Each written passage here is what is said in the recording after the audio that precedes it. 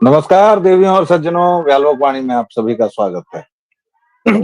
ठंड का आपके यहाँ क्या हाल है? हमारे यहाँ तो ये हाल है कि फिलहाल गले में खराश और ये आ गया है। बहुत देर से ठंड आई है और अभी भी वो कपाऊ ठंड नहीं है, हाड़ कंपाने वाली ठंड नहीं है, जिसे एक बार गलती से मेरे ही पेशे के किसी स्वनाम धन्य रिपोर्ट ने कुछ और कंपाने वाली ठंड लिख दिया था, हाड़ से जिसकी राइमिंग मिले, और वो छप भी गया था अखबार में बाकायदा।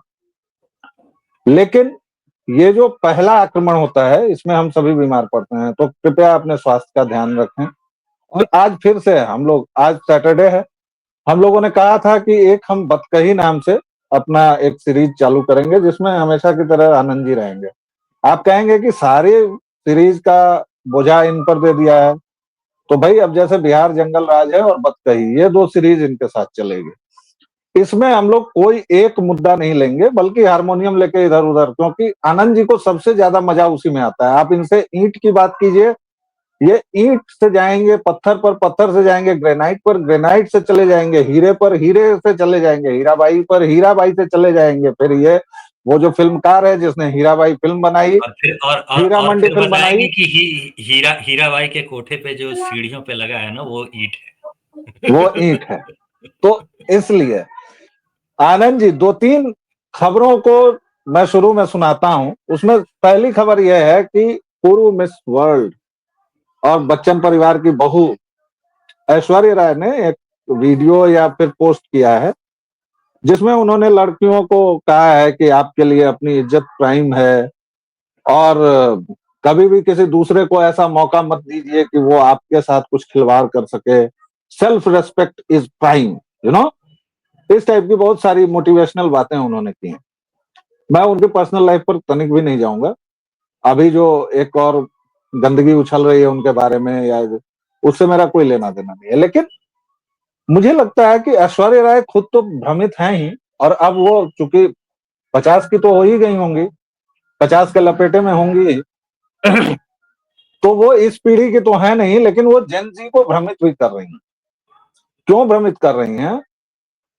कि भैया, एक कांड हुआ था इनका मियां सलमान खान के साथ, और कहा तो ये भी जाता है कि सलमान खान इनकी पिटाई करते थे, रात में दरवाजा खटखटाने पहुंच जाते थे, वो तब जब ये दरवाजा बंद करती थी, वरना तो कहा जाता है कि सलमान जी इन्हीं के घर से निकलते थे या जो भी बरामद होते थे। उस समय इनके जीवन में एक दूसरा व्यक्ति आया, विवेक ओबराय, और मैं मानता हूं कि एक पुरुष के नाते उसने जो भी किया, आई स्टैंड बाई, कि भाई जब उसकी प्रेमिका के ऊपर उसका पूर्व प्रेमी कुछ जलील हरकतें कर रहा था, तो उसने एक स्टैंड लिया, उसने बाकायदा प्रेस कॉन्फ्रेंस की, बाकायदा उसने सलमान को कहा कि तुमको अगर मारपीट करनी है तो आ जाओ। ये बचकानी बात कही गई थी ऐश्वर्या जी के द्वारा, और उसके बाद विवेक ओबराय को भी डंप कर दिया गया। ये जो सेल्फ रेस्पेक्ट का मामला है आनंद जी, और डंपिंग का, इसको क्या कहेंगे? कैसे, कौन सा सेल्फ रेस्पेक्ट था इसमें, जब आपके लिए आपका प्रेमी स्टैंड ले रहा है, एक विमेन बीटर को वो दिखा रहा है आईना, और तब आप उसको बचकानी बात कहती हैं? ये बचकानी बात है। लेकिन शायद टीयर, अब तो शब्द सब अच्छे आ गए हैं आनंद जी। पहले हम लोग कस्बा, गांव, ये सब कहते थे, अब टीयर 1, टीयर 2, टीयर 3 के शहर आ गए हैं। कितना मजा आता है, नहीं? हम लोग टियर 3 में ससुर, रहते हैं या टियर 4 में हमको है। समझ में नहीं आया कि इन सब में अंतर क्या है। और टीयर 1 जिस शहर को कहा जाता है, मान लीजिए दिल्ली या मुंबई, मुझे तो उससे गपड़चौथ शहर कोई नहीं लगता है। मतलब नाले पर बसा है कि नाला उसमें है, पता नहीं क्या है। दिल्ली के कुछ इलाकों को छोड़ दीजिए जिसे लुटियंस कहते हैं, तो फिर पूरी दिल्ली का हाल क्या है? और नहीं तो लुटियंस में भी देखिए, क्या है? टियर 1 टियर 2 में जो एक रियल एस्टेट के हिसाब से अंतर किया जाता है ना, वो भी मुझे बहुत मजेदार लगता है। क्या है कि दिल्ली में 1 करोड़ का मकान होता है, और पटना में हम जिस कमरे में बैठे हुए हैं, ये फ्लैट भी 1 करोड़ का है। तो भाई, अब पटना इतना ज्यादा अंतर क्या महंगा है, है? पटना पटना ज्यादा ज्यादा महंगा है महंगा भाई। है तुम्हारी दिल्ली से। लखनऊ ज्यादा महंगा है पटना से। तो तो टियर 2 खैर जो है लेकिन वहाँ पे रियल एस्टेट जो है वो टियर 1 से ज़्यादा महँगा होता है। लेकिन चलिए ऐसे टियर जोड़ा टू जाए। टियर थ्री वाले हम लोग जो हैं उनको शायद बचपन से यही सिखाया गया था कि अगर आप किसी से प्रेम करते हैं, किसी के प्रेम में हैं, तो उसके लिए स्टैंड लीजिए। ऐश्वर्या राय को कैसे देखते हैं आप? ये सब क्या घालमेल वो कर रही हैं? देखिए, इसमें जो नारीवादी वाला जो विश्लेषण होता है ना, वो इस्तेमाल कीजिए, तो आपको दिखेगा कि कितनी दिक्कतें हैं। एक तो कहा जाता है कि भई दूसरों के मामले में मत बोलो, अपने मामले से मतलब रखो, तो वहाँ से जहाँ से ऐश्वर्या राय की बात शुरू होती है, तो नारीवादी हमेशा ये कहा करते हैं कि नहीं, ये मत करो। एक प्रचार आपने शायद देखा होगा कि घंटी बजाओ, कि पड़ोस के मकान में अगर आपको मारपीट करने की आवाज़ आ रही है, जिसमें हमेशा दिखाया यही जाता है कि पुरुष जो है वो महिला को पीट रहा है, हालाँकि जो ऑफ़िशियल रिकॉर्ड्स हैं, उसके हिसाब से 40% मामलों में जो है महिला जो होती है वो पुरुष को पीट रही होती है। तो ये ऑफ़िशियल रिकॉर्ड्स हैं। और जब आप थाने में इसकी शिकायत करने जाएँगे तो एक मेरे मित्र हैं वो बताते हैं जो थाने में बैठे होते थे जो ट्रैफ़िक किए गए बच्चे होते हैं उनको छुड़ाने के लिए वो जाया करते थे, तो उनके मामले को लेकर के अक्सर वो थाने में बैठे होते थे। तो थाने में वो बैठे थे एक बार और एक पुरुष आया बड़ी ही बुरी हालत में मतलब सिर-विर फटा हुआ था और पिट के कहीं से आया है, देखने से ही पता चल रहा था। उसने शिकायत की कि भई तो उसे देखते ही पुलिस वाले तो समझ गए कि इसके साथ मारपीट हुई है, तो एक कुर्सी दी गई, पानी-वानी दिया गया और कहा गया कि ठीक है, तुम्हारे लिए डॉक्टर-वॉक्टर बुलाते हैं, बैठ जाओ पहले। क्या हुआ? अब जैसे ही उसने पूछा गया उससे कि क्या हुआ? मुंशी जी ने पूछा क्या हुआ? तो उसने बताया सर मेरी पत्नी ने मुझे पीटा है और ये मेरा सिर-विर भी फोड़ दिया है। इतना सुनना था कि पूरे थाने में ज़ोर का ठहाका लगा, हा, हा, हा, हा, हा। जितने पुलिसकर्मी थे और जितने लोग थे वहाँ पे सबके सब ठहाका लगा कर के बकायदा हँस पड़े। अब सोचिए कि वो बेचारा जो पिट के आया है, उसकी क्या दुर्दशा हुई होगी। तो ये जो पुरुष सत्तात्मक सोच है कि भई पुरुष जो है वो पिट करके नहीं आ सकता, तो सबसे पहली दिक्कत यहाँ पे होती है। तो ये जो घंटी बजाओ वाले ऐड पे हम बात कर रहे थे, तो उस पे वापस चलें तो ये घंटी बजाओ यानी कि इस तरह के मामलों में बीच में पड़ना चाहिए, अगर ऐसा होता दिखता है तो।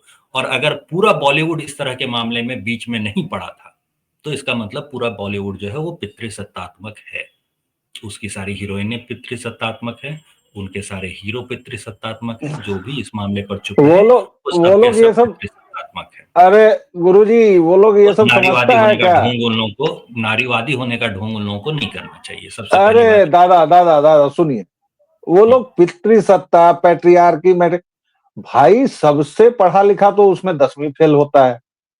जो नहीं, सबसे बड़ा पढ़ा-लिखा होना खानदान, ज़रूरी नहीं है, ये पितृसत्ता समझने के लिए तो पढ़ा-लिखा होना नहीं नहीं ज़रूरी नहीं नहीं है। नहीं नहीं नहीं नहीं, मैं आपको बता रहा हूं, सबसे बड़ा खानदान कपूर खानदान।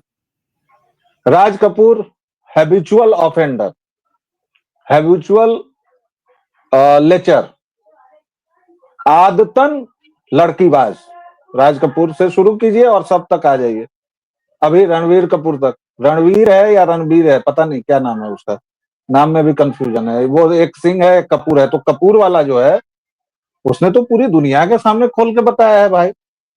तो पितृसत्ता वत्ता इनको समझ में नहीं आती है सर, केवल अपना अपना वर्चस्व समझ में आता है। काली अंधेरी दुनिया है इनकी, नशे की, ड्रग्स की और सबकी, और उसमें ये मारपीट करते हैं। भाई सलमान खान भी जब मारपीट करता था तो दारू पी के टुन में रहता था ना, और उसकी रिकॉर्डिंग जो सुनाई थी विवेक ओबराय ने, वो तो बाकायदा दारू पी के बोल रहा था। उसका जो बॉडीगार्ड है उसने एक वकील को दारू धमकी पी दी के थी। बोल रहा था दारू पी के बोल रहा था कि बात मत कीजिए। वो क्या है ना कि मुंबई एयरपोर्ट पे कुछ समय काम किया है, तो हमने सलमान खान को कार से उतर करके और वहीं शुरू होते देखा है, तो वहाँ मुंबई एयरपोर्ट की पार्किंग में, इसीलिए और ये जो सब आँख लोग से हैं, देख लेकिन रखा है चलिए, तो वो लेकिन तो ले, छोड़ दीजिए। लेकिन चलिए हम उस पर बात नहीं करते हैं, वो छोड़ दीजिए। कोई दारू पिए, कोई कुछ करे, उसका पर्सनल तो मामला है। ये तो हम अपने से भी नीचा स्टैंडर्ड मानते हैं। वैसे भी हम लोग ड्राई स्टेट में हैं, तो हम लोग उसकी चर्चा न करें, वरना पता चला चचा बांध दिए, कुछ कर दिए। लेकिन इन्हीं ऐश्वर्या राय से आगे मैं चलता हूं। एक आपको दीपिका पादुकोण का ऐड याद होगा, माई बॉडी माँ चॉइस, माँ बॉडी माँ चॉइस करके उन्होंने बताया था कि मैं यहाँ सोऊं वहां सोऊं, किसके साथ सोऊं मेरी मर्जी, मैं तुम्हारे साथ रहते हुए किसी और के साथ सो जाऊं ये मेरी मर्जी, मैं तुम्हारे बच्चे की माँ बनूं या नहीं बनूं, बच्चे की माँ बनूं तो शादी करूं या नहीं करूं ये तुम्हारी मर्जी मेरी मर्जी। शायद वोग नाम की मैगजीन के लिए था, और काफी बिंदास अंदाज में। और मुझे इस बात की खुशी है कि दीपिका अपने शब्दों के प्रति ईमानदार है। उन्होंने रणवीर सिंह के साथ रिश्ते में होते हुए यत्र तत्र सर्वत्र सोने की सुविधा प्रदान की थी, और ये वो करण जौहर के शो में बोल चुकी हैं। और ये रणवीर सिंह तब उनको दिलासा दे रहे थे। अच्छा, बड़े लोगों का ये डिप्रेशन भी गजब होता है, नहीं? मैं अभी देख डिप्रेशन रहा में था जाने पे आवाज होने लगता है। मैं अभी देख रहा था, मैं या आप अगर अपने घर में कहें डिप्रेशन हो गया है, तो ठीक यही यही वाला आप जैसी कुटिल हंसी हंस रहे हैं। एक तो ये आएगा, दूसरा माता जी का चप्पल प्रक्षेपास्त्र के रूप में चलेगा, और तीसरा पिताजी कहेंगे कि तुमको कोई काम धाम नहीं है, केवल तुम हरामखोरी करने के लिए यह नाटक कर रहे हो। और अगर दादी वादी के पास ये बात पहुंच गई तो वो कहेंगे कि हाँ डिप्रेशन में है, बहुत बढ़िया, ठीक से काम करो, बढ़िया कमाना, जैसा कि आजकल मीम मीम भी चलता है। तो दीपिका शायद उस दौर में डिप्रेशन में थी जब वह यत्र तत्र सर्वत्र सो जाया करती थी, उनको पता नहीं चलता था। लेकिन उनका दिल जो था, दिल, ध्यान दीजिएगा आनंद जी, हंसिए मत, बहुत गंभीर बात है। उनका जो दिल था वो रणवीर सिंह के साथ था। फिर हंसने लगे। यही बिहारी मानुष के साथ यही सब प्रॉब्लम है। अरे वितान को बड़ा कीजिए ना, थोड़ा सा अपने दिमाग को खोलिए। इतने संकुचित विचार हैं आपके कि आप वो समझ ही नहीं पा रहे हैं, उनको मैं समझा नहीं पा रहा हूं। अच्छा चलिए, एक चलिए, दूसरी बात हंसते बताता हंसते हूं। मेरी आंखों में पानी आ गया। मैं बहुत बहुत मैं मुश्किल से आवाज को रोकने की कोशिश की तो हिलना शुरू हो जाते हैं। अपनी दादी की याद आती है, मैं तो दादी मैं मेरी क्या करती है, तो दादी हंसी रोक रही होती है और हिलने लगती है। अच्छा चलिए, अभी अभी आपको दौरा तो पड़ने वाला है। अभी आपको एक और दौरा पड़ेगा। अच्छा, ठीक दीपिका जी की ठीक। बात हो गई। हम्म, एक महानु महानुभाव नहीं, महियसी हैं, 30 साल की लड़की है, उसने बाकायदा एक वो अखबारों में क्या देते हैं शादी का, उसको क्या कहते हैं, मैट्रिमोनियल मैट्रिमोनियल। मैट्रिमोनियल निकाला। भाई साहब, काबू रखिएगा, आप हंसते हंसते गिर ना जाए।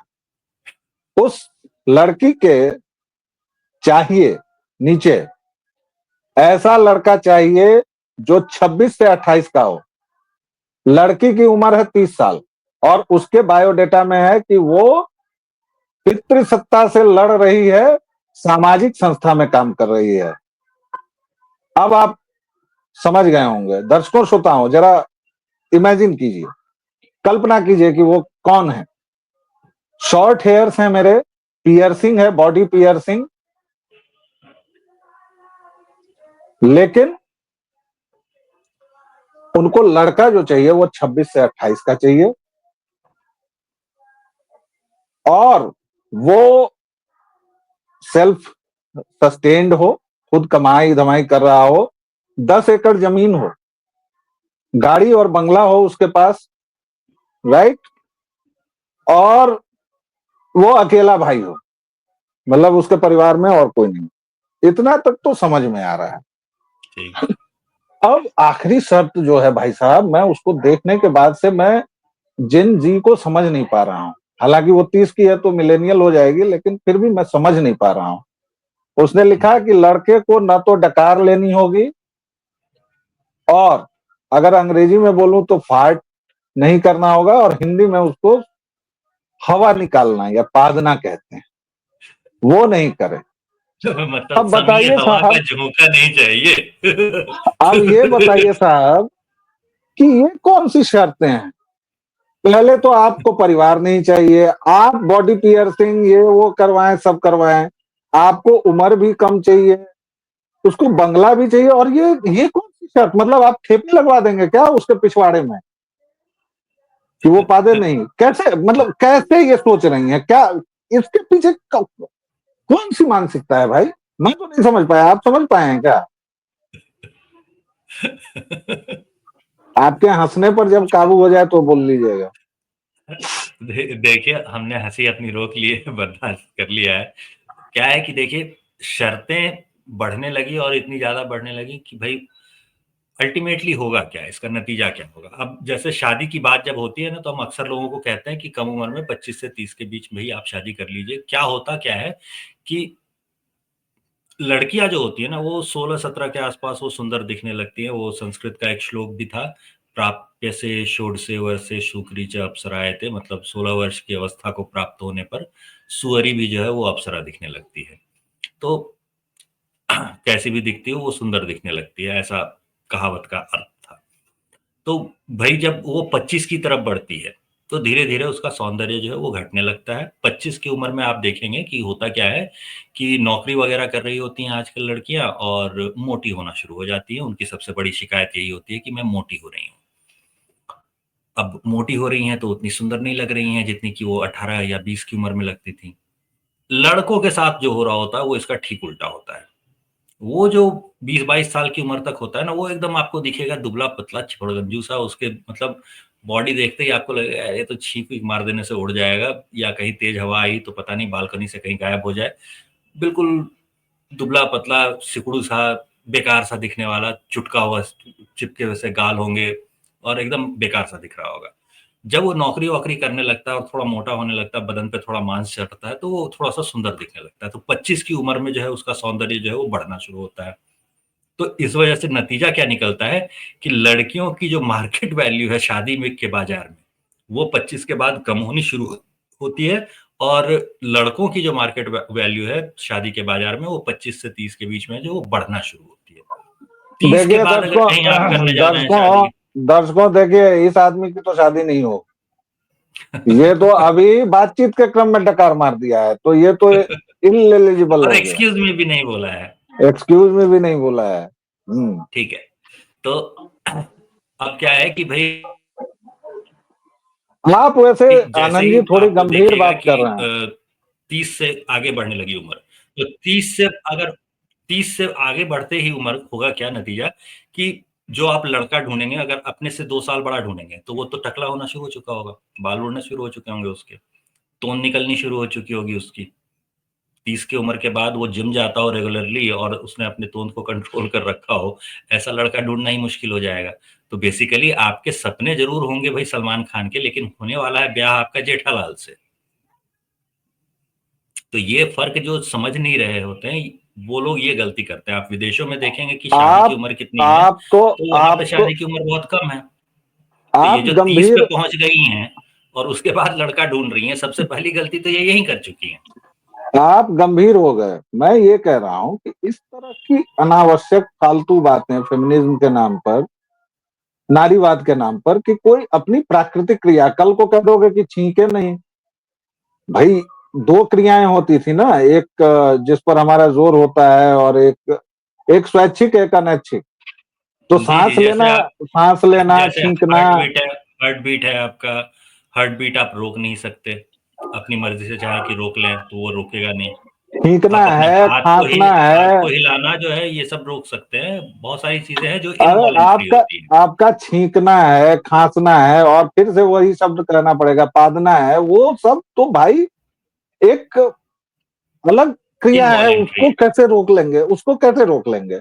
लेकिन दर्शकों, श्रोताओं, यही सब कूड़ा नारीवाद के नाम पर आपको परोसा जा रहा है। आज हमने बतकही की शुरुआत की है, थोड़ा कम इसका दायरा रख रहे हैं, केवल दो चीजों पर हमने बात की। अगले शनिवार से, और आनंद जी कृपया याद रखिएगा, दर्शक आपसे बहुत आपकी बातों को बहुत गौर से सुनते हैं, तो हर एक शनिवार को हमें सुबह में ये करना है। फिलहाल लेंगे एक विराम छोटा सा, उसके बाद अगले वीडियो में हाजिर होते हैं, और तब तक के लिए जय सिया राम।